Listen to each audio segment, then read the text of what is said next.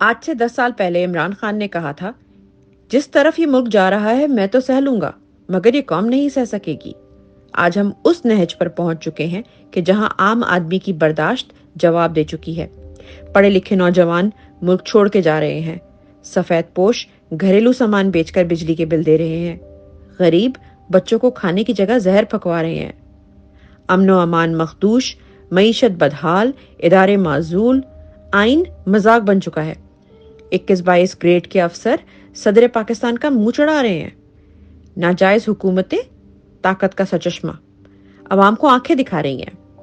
ریاست اپنے ہی شہریوں کی چادر اور چار دیواری کا کسی غاصب قوت کی طرح پامال کرنے کو قانون بنانے پر مصر ہے۔ ملک کی منتخب حکومت کو بیرونی ایما پر سازش کر کے چوروں کا ٹولہ مسلط کر دیا گیا ہے۔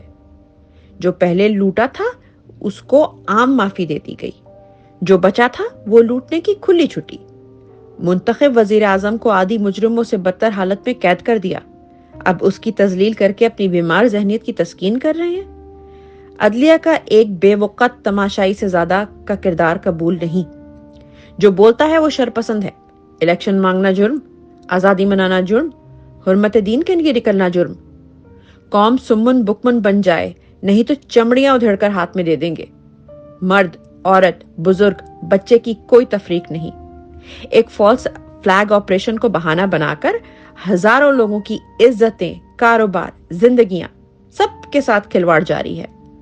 اس کو قید کر دو، اس کو ننگا کر دو، اس کا گھر بار توڑ دو، اس کا بال بچہ اٹھا لو، اس کو مار دو۔ اپنا ہی کوئی حشر کا میدان سجا رکھا ہے، آپ ہی مدعی بھی، آپ ہی منصف بھی۔ آخر کب تک؟ عمران خان نے صحیح کہا تھا، وہ تو برداشت کر رہا ہے، لیکن کیا ہم دڑبے میں چھپی مرغیوں کی طرح اپنی باریوں کا انتظار کریں گے، یا ہم نے تب نکلنا ہے جب یہ ہماری آخری امید کا بھی گلا گھونٹ دیں گے؟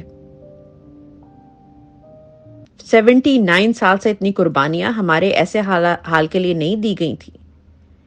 جو حق ہمارا اللہ، ہمارا مذہب، ہمارا آئین ہمیں دیتا ہے، ہمیں وہ اپنا حق لینا ہوگا۔